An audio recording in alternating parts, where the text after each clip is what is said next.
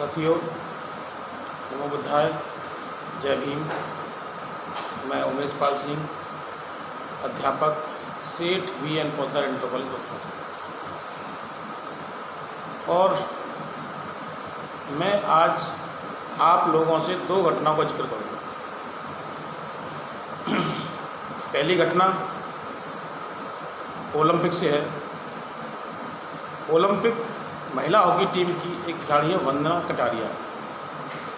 Recently उसने जो Australia को मैच हराया था उसमें हैट्रिक लगाई थी। वुमेन्स जो हॉकी की टीम थी वो जब अर्जेंटीना से हार गई तो साथियों, वंदना कटारिया जो कि हरिद्वार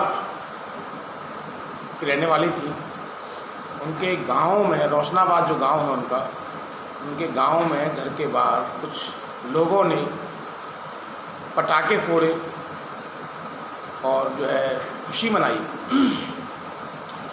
अब यहाँ प्रश्न ये उठता है साथियों कि वो खुशी किस बात पे मनाई? इंडिया की हार पर? तो मुझे लगता है कि इस देश में शायद ही कोई व्यक्ति होगा जो भारत की हार पर खुशी मनाएगा। कोई व्यक्ति नहीं है, चाहे किसी भी जाति का हो, किसी भी धर्म का हो, वो कभी भी भारत की हार पर खुशी नहीं मनाएगा, क्योंकि हर एक के दिल में देशभक्ति की भावना होती है। तो फिर उन्होंने पटाखे क्यों फोड़े?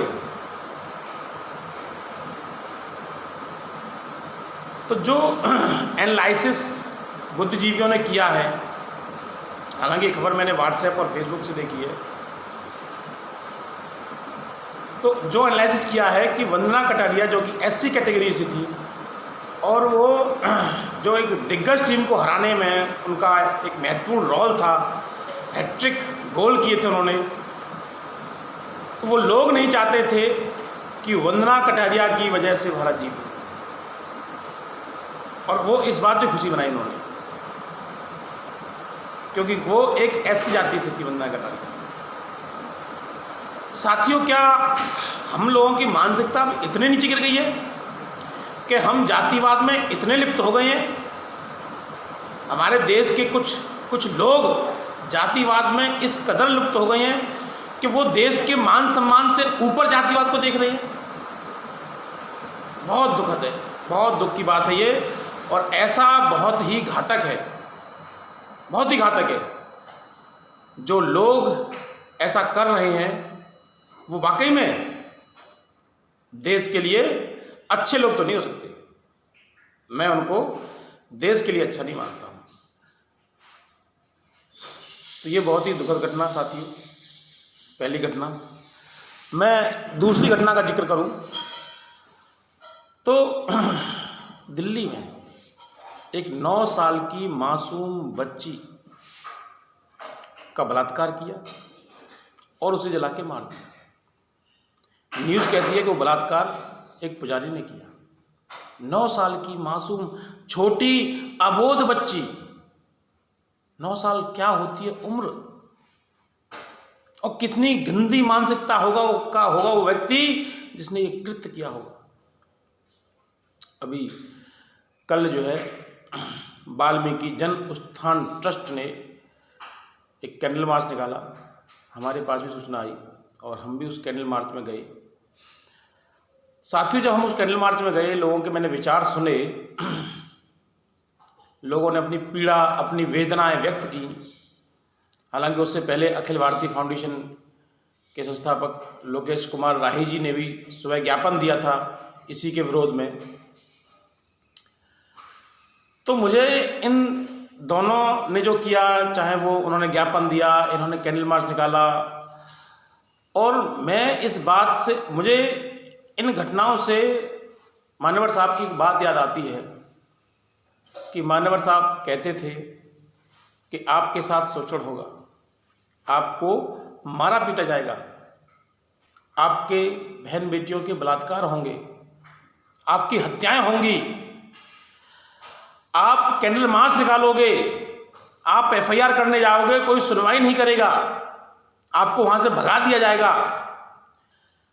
आप ज्ञापन दोगे वो रद्दी की टोकरियों में फेंक दिए जाएंगे, उस ज्ञापन पे कोई ध्यान नहीं दिया जाएगा। साथियों, मान्यवर साहब कहते हैं कि चलो मैं मान लेता हूं कि एक आध घटना में एफआईआर हो भी गई तो उससे क्या होगा, ये शोषण रुक जाएगा?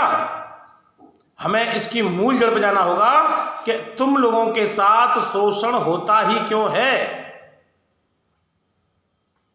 बाबा साहब ने जो बड़ौदा से जब वो लौट रहे थे और उस रेलवे स्टेशन में जो प्रण किया था और उस घटना को सोचा, अपने साथ हुए व्यवहार को सोचा, और तब उनके समझ में आया कि मेरे साथ जो अपमानजनक स्थिति हो रही है, मेरे साथ जो जातिवाद हो रहा है, मेरे साथ जो एक चपरासी इस तरह का व्यवहार कर रहा है, उसके पीछे की वजह सिर्फ और सिर्फ ये जातिवाद और छुआछूत है। तो वही मान्यवर साहब कहते हैं कि उस मूल जड़ पे जाओ कि तुम्हारा शोषण होता ही क्यों है, तुम्हारी बहन बेटियों के बलात्कार क्यों होते हैं, तुम्हारी हत्याएं क्यों होती हैं, तुम्हारी सुनवाई क्यों नहीं होती। इस मूल जड़ पे जाओ, और इस मूल जो जड़ है, इसकी मूल जड़ है वो है क्योंकि तुम्हारे पास सत्ता नहीं है। साथियों, बाबा साहब का जो मिशन है वो 4 स्तंभों पर टिका हुआ था। नंबर पहला, आपका सामाजिक उत्थान। नंबर दूसरा, राजनीतिक उत्थान। नंबर तीसरा, धार्मिक उत्थान। और नंबर चौथा, आर्थिक उत्थान। तो मान्यवर कांशीराम साहब ने सिर्फ एक को पकड़ लिया, इसके राजनीतिक उत्थान को। उन्होंने कहा अगर सत्ता हमारे हाथों में आ जाएगी, अगर सत्ता हमारे हाथों में आ जाएगी तो हमारा सम्मान भी बच जाएगा, हमारा धर्म भी बच जाएगा और हमारा आर्थिक उत्थान भी हो जाएगा।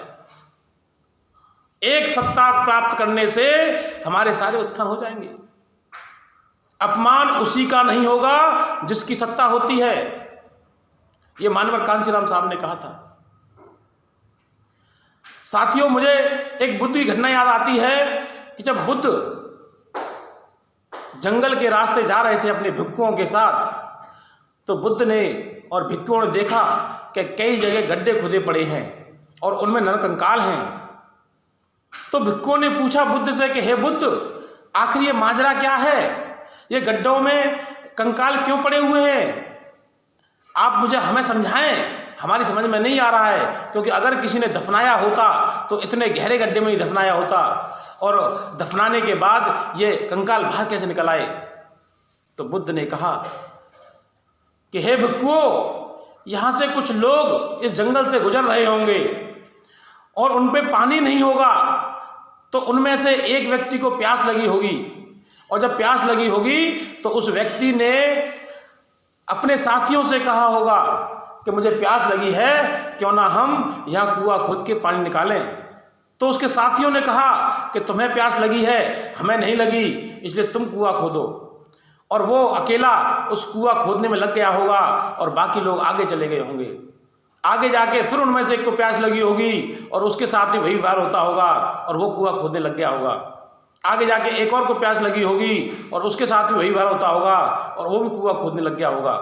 क्योंकि ये अकेले अकेले कुआं खोद रहे थे, तो न तो कोई कुआं खोद पाया और न किसी की प्यास बुझी, और कुआं खोदते खोदते वो इस प्यास से इसी कुएं में मर गए, और ये उन्हीं के कंकाल हैं। तो हे भिक्षुओं, अगर इन्होंने संयुक्त रूप से कुआं खोदा होता तो इनकी प्यास भी बुझ जाती, और ये जो है पानी मिलता इनको, कुआं भी खुदता, पानी मिलता और प्यास भी बुझती और मरते भी नहीं। तो साथियों, आज जो हमारे बुद्धिजीवी लोग हैं, जो हमारे नेता लोग हैं, जिनको हमने अपना रहनुमा माना है, हमने जिनको अपनी राजनीतिक सत्ता सौंपी है, वो आज यही व्यवहार कर रहे हैं कि हर व्यक्ति अपना अपना अलग अलग कुआं खोद रहा है, और इसी अलग कुआं खोदने की वजह से न तो कोई कुआं खोद पा रहा है और न कोई शोषण रोक पा रहा है। और कुछ तो ऐसे हैं जो पानी के लिए उन्हीं के पास जा रहे हैं जो हमारा सदियों से शोषण करते आए हैं। आप उठा के देखिए, चाहे उदित राज हो, चाहे रामदास अठावले हों, चाहे प्रकाश अंबेडकर हों, चाहे राजरत्न अंबेडकर हों, और चाहे आपके माँ बावन मेश्राम जी हों, ये क्या कर रहे हैं, ये अलग अलग कुआं खोदने का काम कर रहे हैं। साथियों, और इसीलिए हम लोग राजनीतिक सत्ता से बेदखल हैं।